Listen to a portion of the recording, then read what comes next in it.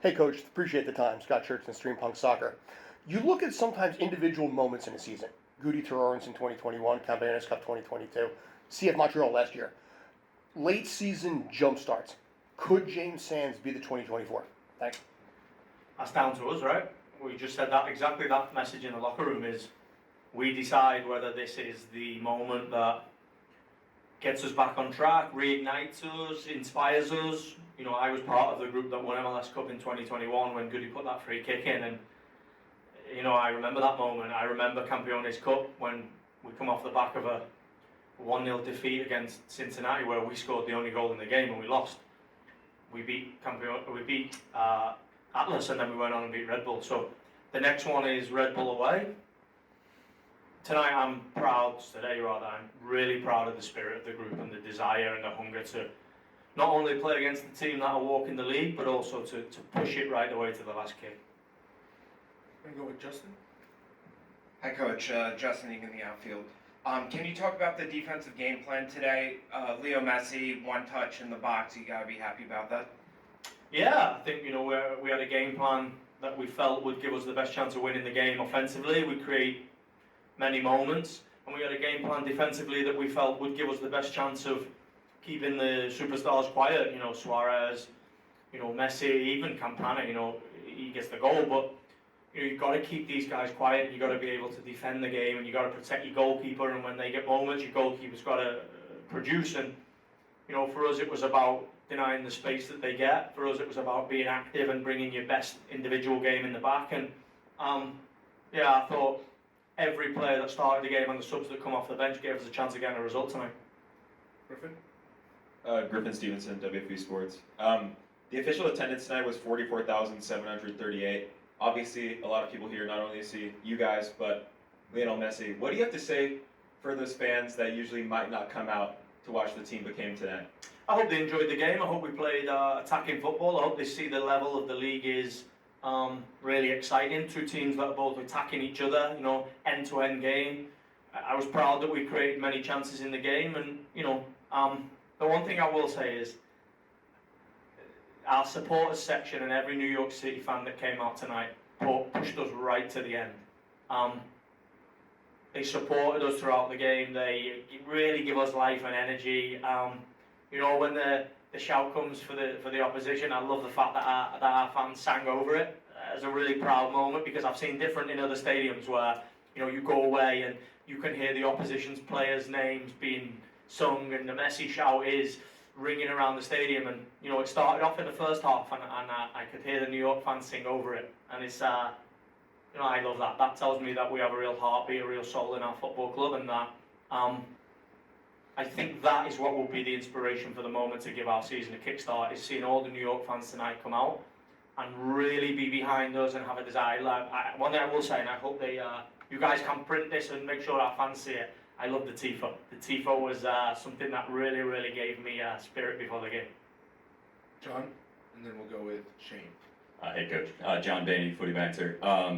So on paper, this point and the point for, say, the Chicago game a couple weeks back are worth just the same. But in terms of, the boost that this point can potentially bring, what does that bring? Obviously you guys go out looking for the 3 points every time, especially at home. But is this point more valuable than some of the previous?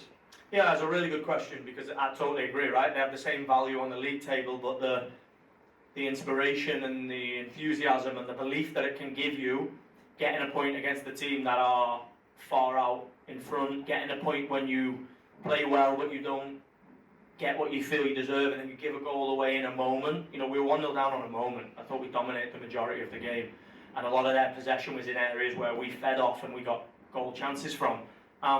This can be the catalyst. I believe it will be the catalyst, because I believe in every guy in that locker room, every staff member, and every fan that wore blue tonight here. I believe that we are a special group, and I've said it before.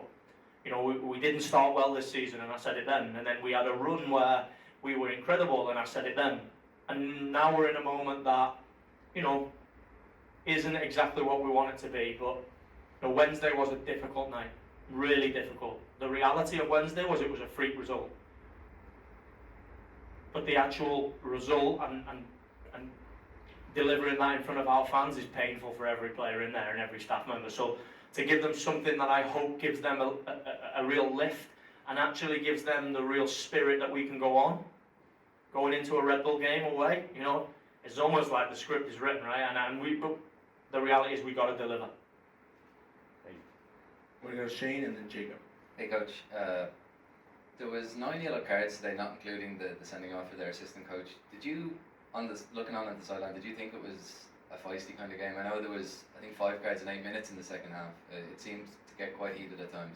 Yeah, listen, I'm not going to get into referees and things like that, but I've said before, Columbus here, you know, Columbus away, all these games, you know, it's a difficult game to referee New York, Miami in front of 40,000+ people, you know.